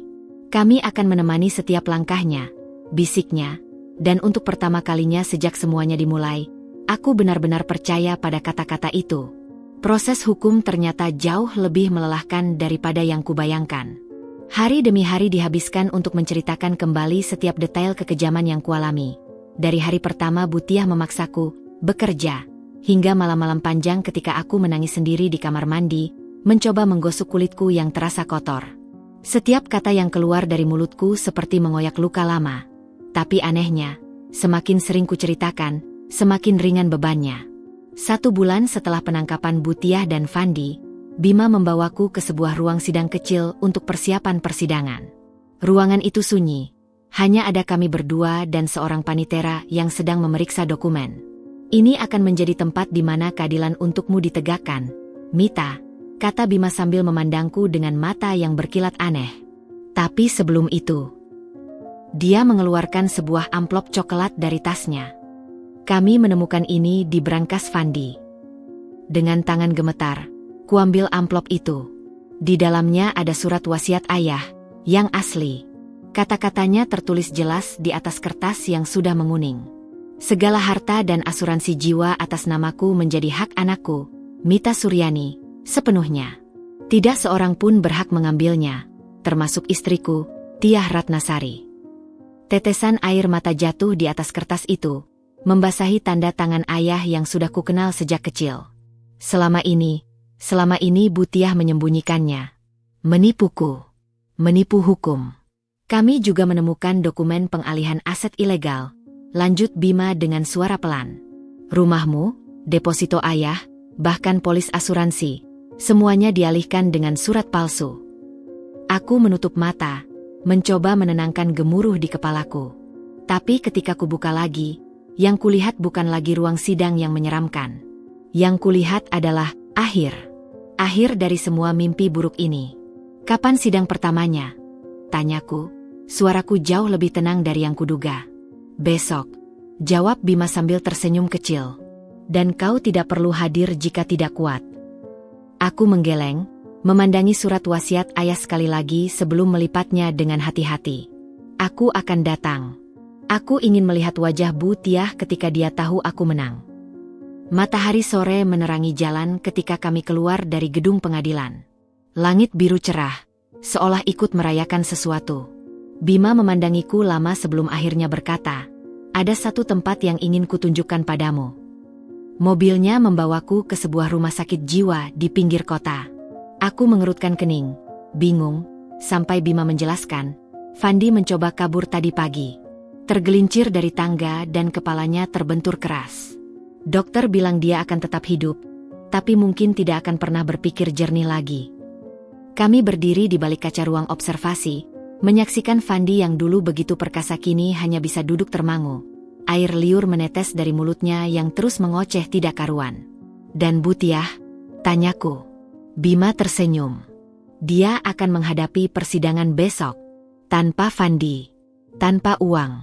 Dan yang terpenting, dia menepuk pundakku. Tanpa kau sebagai korbannya lagi. Di dalam mobil dalam perjalanan pulang, aku memandangi Cakrawala yang mulai jingga. Untuk pertama kalinya dalam setahun terakhir, aku merasa ringan. Seperti sesuatu yang berat akhirnya terlepas dari pundakku. Besok adalah hari baru. Dan untuk pertama kalinya, aku tidak takut menyambutnya. Pengadilan Negeri Jakarta Pusat tampak megah di bawah terik matahari pagi yang menyengat. Aku berdiri di depan pintu masuk, mengenakan blazer biru tua pemberian Bima, warna yang katanya melambangkan kebenaran dan keadilan. Tanganku berkeringat dingin meski cuaca panas, dan setiap langkah menuju ruang sidang terasa seperti berjalan di atas pecahan kaca. Kau tidak harus melakukan ini, bisik Bima di telingaku, tangannya yang hangat menggenggam bahuku dengan erat. Aku menghela napas panjang, menatap pintu kayu besar yang memisahkanku dari masa laluku. Aku harus melihatnya. Harus memastikan ini benar-benar berakhir. Begitu masuk, bau formalin dan kayu tua langsung menyergap indera penciumanku. Ruangan itu lebih kecil dari yang kubayangkan, dengan bangku-bangku kayu berderet rapi dan langit-langit tinggi yang membuat setiap suara bergema. Tapi yang paling membuat nafasku tersengal adalah pemandangan di depan. Butiah duduk di kursi terdakwa, mengenakan seragam tahanan oranye. Wajahnya yang dulu selalu sempurna kini tampak sembab dan tua. Dia menoleh ketika aku masuk. Matanya yang hitam menyipit penuh kebencian. Bibirnya bergerak membentuk kata-kata bisu. Dasar anak setan. Aku memilih duduk di bangku paling depan, tepat di belakang jaksa penuntut. Sidang dibuka dengan pembacaan dakwaan. Pasal demi pasal tentang perdagangan orang, pemalsuan dokumen, penggelapan harta benda, dan setumpuk kejahatan lainnya yang membuat beberapa orang di ruangan itu berdecak kaget. Ketika giliranku memberikan kesaksian tiba, lututku gemetar hebat. Tapi saat berdiri dan memandang lurus ke arah Butiah, sesuatu yang aneh terjadi. Suaraku tidak lagi bergetar. Ayahku meninggal dengan tenang, percaya bahwa istrinya akan merawat putrinya, kataku. Suaraku jelas terdengar di seluruh ruangan. Tapi yang dia lakukan adalah menjualku seperti barang. Aku menceritakan semuanya, dari ancaman pertama, tamparan, hari-hari kelaparan, hingga malam-malam mengerikan dengan para pria yang kubenci. Ruangan itu senyap, hanya terdengar suara panitera yang mengetik cepat dan sesekali isak tangis dari beberapa perempuan di bangku pengunjung. Ketika jaksa memperlihatkan foto-foto bukti, foto lebam di tubuhku, dokumen palsu, bahkan rekaman suara Butiah yang mengancam, aku melihat hakim ketua mengerutkan dahinya. Tiba-tiba, Butiah berdiri dengan kasar, kursinya terjungkal ke belakang. Dia berbohong. Semua ini rekayasa, teriaknya histeris, wajahnya merah padam. Aku selalu merawatnya seperti anak sendiri. Jaksa penuntut dengan tenang mengeluarkan barang bukti terakhir, buku harian Butiah yang berisi catatan transfer uang ke Fandi. Kalau begitu, bagaimana Nyonya menjelaskan ini? Tanyanya sambil menunjukkan halaman di mana Butiah menulis. Hari ini Mita dapat tamu khusus. Bayarannya 15 juta. Aku kirim 10 juta ke Fandi untuk mobil barunya. Butiah membeku. Bibirnya gemetar. Matanya liar melihat ke sekeliling ruangan seperti binatang yang terjebak. Kemudian, dengan gerakan tiba-tiba, dia menunjukku. Ini semua salahmu. Kalau saja kau tidak melawan, tidak berusaha mengambil hakku. Enough, bentak hakim. Palu sidangnya menggelegar. Nyonya sudah menghina pengadilan cukup banyak hari ini. Ketika sidang ditunda untuk istirahat, Bima segera memelukku erat. Kau luar biasa, bisiknya, suaranya serak. Dia tidak akan bisa melarikan diri lagi. Di luar ruangan, seorang wanita parubaya menghampiriku. Matanya merah bengkak. Nona Mita? Aku Ibu Sari. Anakku yang kau selamatkan. Tangannya yang kasar menggenggam tanganku erat. Terima kasih. Terima kasih sudah berani bersuara. Air mataku akhirnya tumpah. Di tengah semua kekacauan ini, ada satu nyawa yang berubah karena keberanianku. Sari. Gadis malang yang nasibnya hampir sama denganku. Ketika sidang dilanjutkan, keputusan sudah jelas. Butiah dinyatakan bersalah atas semua tuduhan. Hakim membacakan vonis. 15 tahun penjara tanpa kemungkinan remisi. Wajah Butiah berubah pucat. Dia menjerit, meronta-ronta, sampai harus digelandang keluar oleh petugas. Tapi sebelum pintu tertutup, dia sempat berteriak. Ini tidak berakhir di sini. Mita, tidak berakhir. Bima memelukku dari belakang ketika gemuruh di ruang sidang perlahan mereda. Sudah selesai, bisiknya. Tapi ketika keluar dari gedung pengadilan, di bawah langit biru yang cerah, aku tahu satu hal. Hidupku yang sebenarnya baru saja dimulai. Dan untuk pertama kalinya, aku siap menghadapinya. Hujan deras menghantam jendela mobil saat Bima mengemudikan kami melewati jalanan Jakarta yang macet. Aku menatap genangan air di jalan yang memantulkan lampu-lampu kota. Pikiran masih berkecamuk setelah persidangan. Tubuhku terasa lelah tapi entah bagaimana ringan.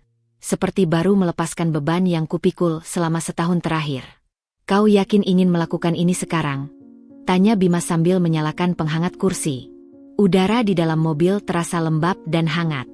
Aku mengangguk, jari-jariku memainkan ujung syal yang Bima berikan pagi tadi. Aku perlu melihatnya sendiri.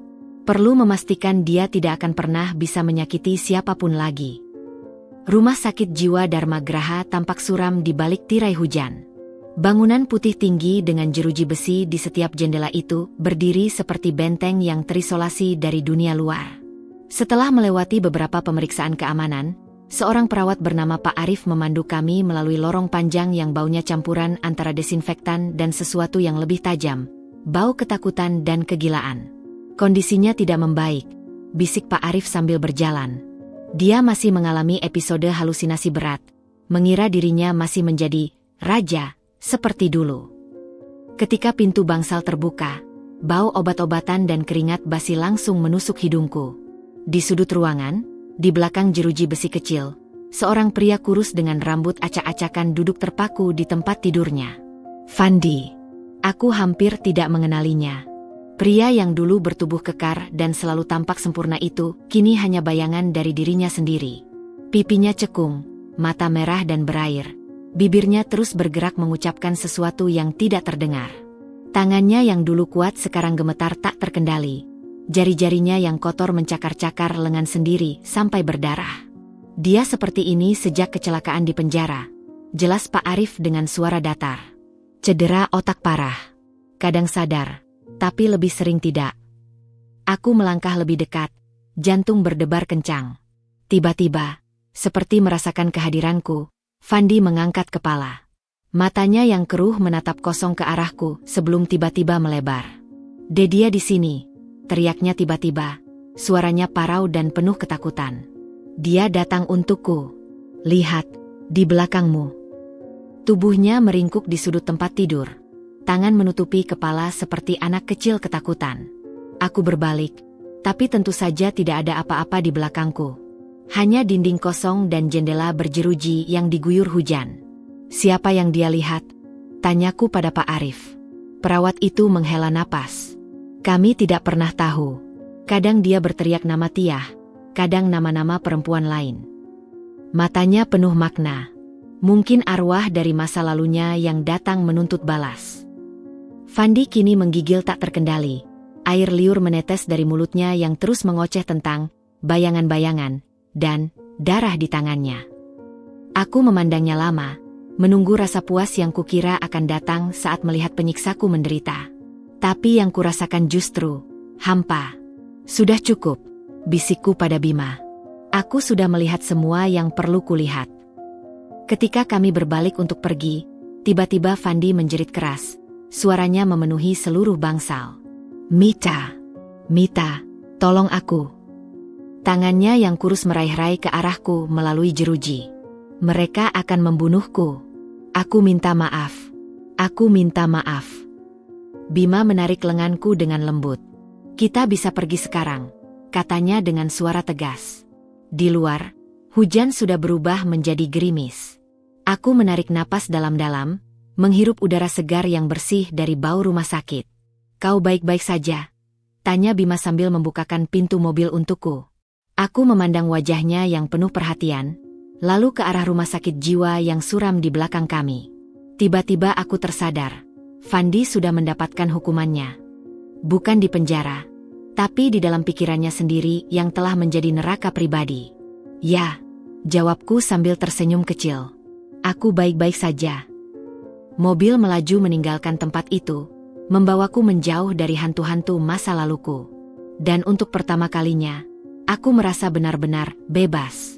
6 bulan telah berlalu sejak persidangan yang mengubah hidupku. Pagi ini, aku berdiri di depan sebuah bangunan sederhana di kawasan Cikini, kantor LSM, Sinar Baru. Tempatku sekarang bekerja sebagai pendamping bagi korban perdagangan manusia. Jendela kantor lantai 2 itu memantulkan cahaya matahari pagi yang cerah, jauh berbeda dari hari-hari kelam yang pernah kulewati. Ketika aku mengetik kode akses di pintu masuk, telepon genggamku bergetar. Pesan dari Bima, "Kau masih mau menengoknya hari ini?" Jemariku berhenti sejenak di atas layar sebelum membalas. "Iya, jam 1 siang." Perjalanan ke lembaga pemasyarakatan wanita Pondok Bambu terasa aneh. Mobil sewaan yang kunaiki melintasi jalan-jalan yang dulu sering kulalui bersama ayah, pusat perbelanjaan megah tempat kami berakhir pekan, restoran Padang favoritnya, bahkan bioskop tempat kami menonton film terakhir bersama. Semuanya masih sama. Tapi aku sudah berbeda. Kau tidak harus melakukan ini, kata Bima yang dengan setia menemaniku. Tangannya yang hangat menutupi tanganku yang dingin. Kupikir ini yang ayah ingin kulakukan, jawabku sambil menatap keluar jendela. Menutup semua ini dengan cara yang benar. LP wanita ternyata lebih mirip sekolah daripada penjara. Ada taman yang terawat, lapangan voli, bahkan beberapa tahanan yang sedang melukis di teras. Tapi semua itu tidak bisa menyamarkan kenyataan bahwa ini tetap adalah tempat orang-orang terpenjara. Ketika Butiah dibawa masuk ke ruang kunjungan, aku hampir tidak mengenalinya. Rambutnya yang dulu selalu sempurna kini memutih dan kusut. Kulitnya yang dulu mulus sekarang keriput dan kusam.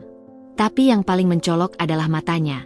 2 biji mata hitam yang dulu penuh kebencian, kini kosong dan lesu. Dia duduk di seberangku. Tangan yang bergetar menyentuh kaca pembatas di antara kami. Kau puas melihatku seperti ini? Suaranya parau, kehilangan semua kesombongan yang dulu selalu melekat. Aku mengamatinya dengan tenang. Tidak. Aku tidak merasakan apa-apa. Itu benar. Tidak ada kebencian, tidak juga belas kasihan. Hanya kehampaan. Fandi sudah mati, katanya tiba-tiba. Suaranya pecah. Minggu lalu. Dokter bilang jantungnya berhenti. Tapi sebenarnya, matanya berkaca-kaca. Dia sudah mati sejak masuk rumah sakit jiwa itu. Aku mengangguk pelan. Sudah kudengar kabar itu dari Bima. Tapi mendengarnya dari mulut Butiah terasa berbeda. Uangnya habis, lanjutnya dengan tawa pahit. Semua perhiasan, mobil, rumah, diambil negara sebagai ganti rugi. Aku tidak punya apa-apa lagi. Dia menatapku dengan tatapan yang tiba-tiba penuh penyesalan. Kalau saja dulu aku bukan di sini untuk memberimu pengampunan, potongku dengan lembut tapi tegas. Aku di sini karena ingin kau tahu bahwa aku bertahan.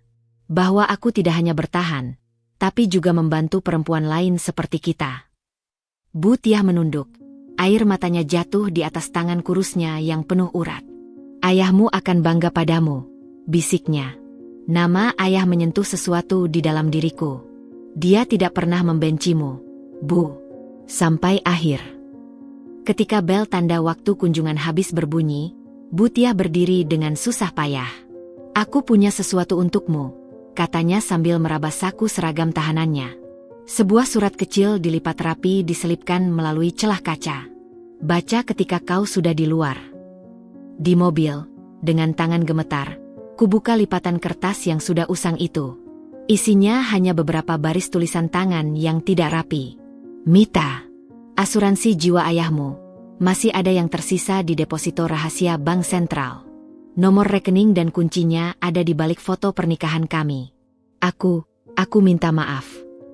Aku menatap Bima yang sedang memandangku penuh tanya. Dia memberitahu di mana sisa uang ayah, bisikku. Bima menghela napas panjang. Kau ingin mengeceknya? Aku melipat kembali surat itu dengan hati-hati dan menyimpannya di dompet. Besok, hari ini, aku menatap gedung LP di kejauhan yang semakin kecil. Hari ini sudah cukup. Mobil melaju membawaku pergi dari tempat itu, dari masa laluku. Matahari sore menyinari wajahku, hangat dan lembut. Seperti pelukan ayah yang dulu selalu bisa menghiburku. Aku tersenyum. Pagi itu, kantor LSM, Sinar Baru, terasa lebih hidup dari biasanya. Sinar matahari pagi menembus jendela kaca patri di ruang konseling, menciptakan pola cahaya yang menari-nari di lantai kayu. Aku sedang menyusun laporan kasus untuk klien baru, seorang gadis berusia 17 tahun bernama Dinda yang diselamatkan dari jaringan prostitusi online. Tanganku terhenti mengetik ketika melihat fotonya yang tersenyum malu-malu.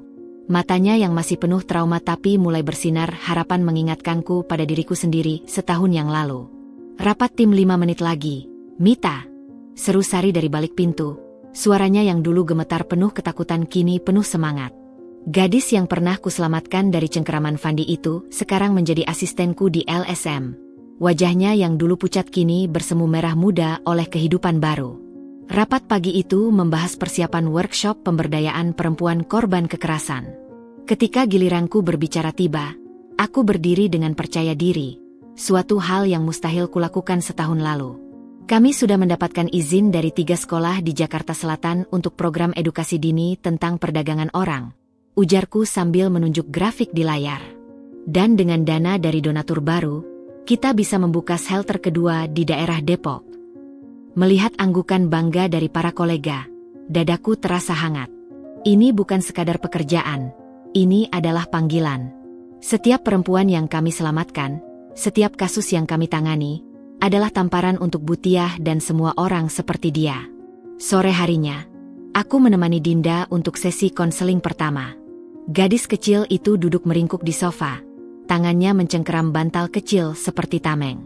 Aku tidak bisa tidur, bisiknya, matanya menghindari kontak. Setiap kali menutup mata, aku melihat mereka. Aku menarik kursi mendekatinya, tidak menyentuh, kuhargai ruang pribadinya. Aku dulu juga begitu, aku mengaku dengan jujur. Tapi percayalah, perlahan itu akan berlalu. Dan sekarang, setiap kali aku tidak bisa tidur, aku menyalakan lampu kecil dan membaca buku ini. Kuambil buku puisi favoritku dari rak, hadiah dari Bima saat ulang tahunku bulan lalu. Dinda menerimanya dengan hati-hati.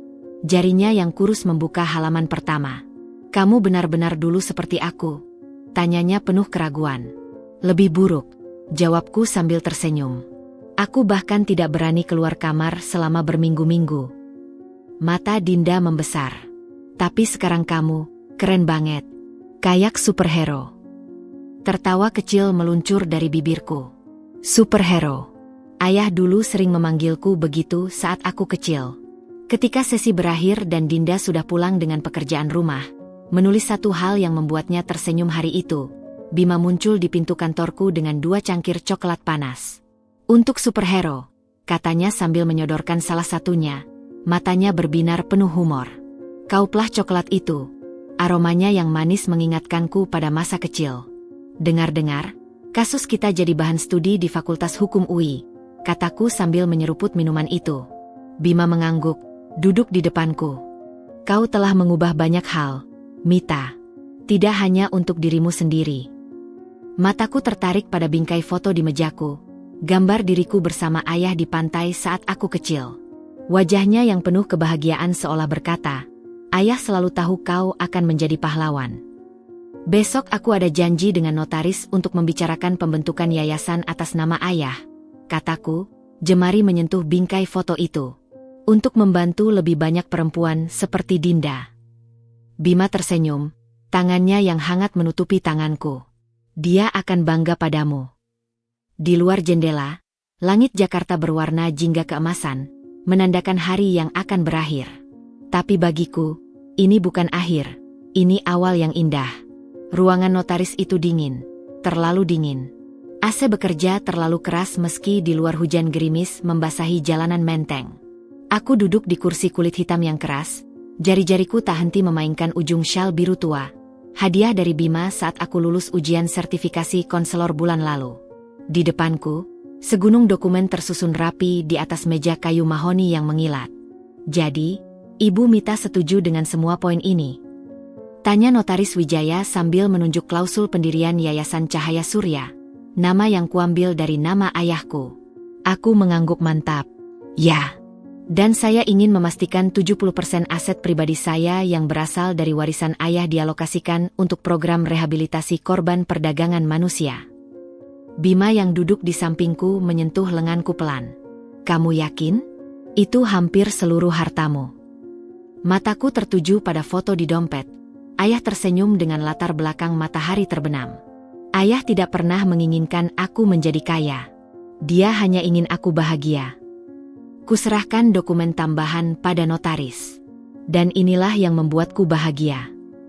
Notaris Wijaya memeriksa dokumen itu, alisnya naik ketika membaca isinya. "Ibu ingin memasukkan klausul khusus ini." Klausul itu sederhana tapi bermakna dalam. Yayasan Cahaya Surya secara tegas menolak setiap bentuk kerjasama dengan lembaga pemasyarakatan wanita Pondok Bambu, khususnya yang berkaitan dengan program pembinaan narapidana kasus perdagangan orang. "Ya," jawabku tegas. "Ini bukan tentang dendam, tapi tentang memastikan tidak ada perempuan lain yang akan menjadi korban Butiah." Ketika kami keluar dari kantor notaris, hujan sudah reda. Matahari mulai menampakkan diri, menciptakan pelangi kecil di atas gedung-gedung tinggi Jakarta. Bima memegang tanganku erat. Ada satu tempat yang ingin kutunjukkan, katanya misterius. Mobilnya membawaku ke sebuah bangunan berlantai 3 di kawasan Kuningan. Masih dalam konstruksi, tapi sudah terlihat megah. Pelang besar di depan bertuliskan, Pusat Rehabilitasi dan Pemberdayaan Perempuan atas swadaya masyarakat. Apa ini? Tanyaku, jantung berdegup kencang. Bima tersenyum bangga. Proyek rahasia kami selama 6 bulan terakhir. Dana dari para donatur yang terinspirasi kasusmu. Tangannya menunjuk bagian sayap timur. Di sana akan ada perpustakaan, ruang konseling, bahkan workshop keterampilan. Air mataku menggenang. Ini lebih dari yang pernah kubayangkan. Kapan selesainya? 3 bulan lagi. Tepat di ulang tahunmu yang ke-22. Dia mengeluarkan sebuah kunci dari saku. Dan tebak siapa yang akan menjadi direktur pertamanya. Kunci itu dingin di telapak tanganku, tapi terasa tepat. Seperti potongan terakhir puzzle yang selama ini kucari. Kamu sudah memikirkan segalanya, ya? Bisikku, suaraku bergetar. Bima memandangku, matanya lebih dalam dari samudera. Hanya untukmu. Malam itu, di apartemen kecilku yang sekarang dipenuhi tanaman hias dan buku-buku, kubuka album foto lama. Foto-foto ayah, aku kecil, bahkan beberapa foto Butiah di awal pernikahan mereka ketika dia masih berpura-pura baik. Di halaman terakhir, kuletakkan foto terbaru. Diriku berdiri di depan LSM bersama Sari, Dinda, dan 5 perempuan lain yang berhasil kami selamatkan. Kami semua tersenyum, tidak sempurna, masih ada luka di mata beberapa dari kami, tapi itu tulus. Itu nyata. Kubalik halaman itu dan menulis dengan huruf tebal. Untuk ayah, yang mengajariku arti keberanian sejati, bukan tanpa ketakutan, tapi terus melangkah meski ketakutan itu ada. Aku melangkah sekarang, ayah, dan aku tidak akan berhenti. Di luar jendela, bulan purnama bersinar terang, menerangi jalan yang telah kulalui, dan jalan yang masih akan kutapaki. Pagi itu, langit Jakarta biru tanpa awan, seolah alam semesta turut merayakan hari spesial ini. Aku berdiri di depan cermin panjang di kamarku, mengenakan gaun putih sederhana yang kupilih khusus untuk acara hari ini, peresmian Pusat Rehabilitasi dan Pemberdayaan Perempuan Cahaya Surya. Jari-jariku gemetar saat mencoba mengaitkan kalung kecil berliontin matahari. Hadiah terakhir ayah untuk ulang tahunku yang ke-16. Biarkan aku bantu. Suara Bima yang hangat terdengar dari balik pintu. Dia masuk dengan jas biru navy yang membuat matanya yang coklat itu terlihat lebih dalam dari biasanya. Tangannya yang besar dengan hati-hati mengaitkan kalung itu. Sentuhannya singkat tapi meninggalkan kehangatan di kulit leherku. Gugup? Tanyanya sambil menyelipkan sehelai bunga Kamboja di rambutku, tradisi keluarga ayah untuk acara penting. Aku menarik napas dalam-dalam, menatap bayanganku di cermin. Perempuan yang menatap balik padaku kini jauh berbeda dari gadis penakut setahun lalu. Matanya lebih tenang, bahunya lebih tegak, senyumannya lebih tulus. Aku baik-baik saja. Justru, aku tidak sabar. Mobil kami diiringi iring-iringan sederhana, beberapa staf LSM, Sari yang sekarang menjadi asisten pribadiku, dan Dinda yang dengan bangga membawa album berisi foto-foto perkembangan pusat rehabilitasi. Sepanjang jalan, jantungku berdegup kencang, bukan karena takut, tapi karena antisipasi. Begitu tiba di lokasi, napasku tersengal. Bangunan putih berlantai 3 itu berdiri megah di bawah sinar matahari pagi, dihiasi ratusan bunga dan pita emas. Tapi yang membuat air mataku menggenang adalah kerumunan orang di depannya. Puluhan perempuan dengan wajah-wajah yang kukenal. Mereka adalah para korban yang pernah kubantu. Sekarang berdiri tegap dengan pakaian terbaik mereka. Memegang bendera kecil bertuliskan, "Terima kasih, Kak Mita." Surprise, bisik Bima di telingaku. Tangannya erat menggenggam bahuku yang gemetar. Mereka datang dari seluruh Jawa untuk hari spesialmu. Upacara peresmian berlangsung sederhana tapi hikmat. Ketika pita emas itu kugunting, ketika plakat peresmian kubuka, seluruh hadirin bertepuk tangan. Tapi yang paling mengharukan adalah ketika Dinda maju ke depan dengan suara kecil tapi jelas. Atas nama semua korban yang pernah dibantu Kak Mita, kami ingin mengatakan terima kasih sudah menjadi cahaya kami ketika semua gelap. Suaraku tersumbat ketika melihat ke sekeliling. Ada Sari yang dulu hampir putus asa, sekarang dengan bangga memamerkan sertifikat kursus menjahitnya. Ada Rina, korban perdagangan dari Kalimantan yang kini menjadi konselor junior. Puluhan pasang mata yang dulu penuh keputusasaan, kini bersinar harapan. Di tengah acara ramah tamah, seorang wanita tua mendekatiku. Aku mengenalinya seketika, Bu Hasanah, tetangga lama yang dulu sering memberiku kue saat ayah masih hidup. Dulu ayahmu pernah bilang padaku, bisiknya sambil menepuk tanganku, dia tidak ingin kamu menjadi orang paling kaya atau paling terkenal. Dia hanya ingin kamu menjadi orang yang bisa membuat perubahan. Matanya yang keriput berbinar. Hari ini, dia pasti tersenyum di surga. Ketika matahari mulai tenggelam, Bima membawaku ke taman di belakang pusat rehabilitasi. Di tengah taman itu ada sebuah pohon muda yang baru ditanam, pohon kenari, sama seperti yang dulu tumbuh di halaman rumah masa kecilku. Untuk mengingatkanmu, kata Bima sambil memegang tanganku erat, bahwa dari biji kecil bisa tumbuh pohon yang kuat. Aku memandang pohon itu, lalu ke bangunan megah di belakang kami, ke para perempuan yang tertawa riang di teras, ke matahari jingga yang perlahan turun di ufuk barat. Ini bukan akhir. Ini bukan bahkan awal yang baru. Ini adalah kelanjutan dari perjuangan ayah, dari ketabahanku, dari dukungan Bima, dari keberanian semua perempuan yang pernah menderita seperti kami. Bima mengeluarkan sesuatu dari sakunya. Sebuah bingkai foto kecil berisi gambar kami berdua di hari pertama kita bertemu di kafe itu. Untuk ditempatkan di mejamu, katanya dengan suara serak.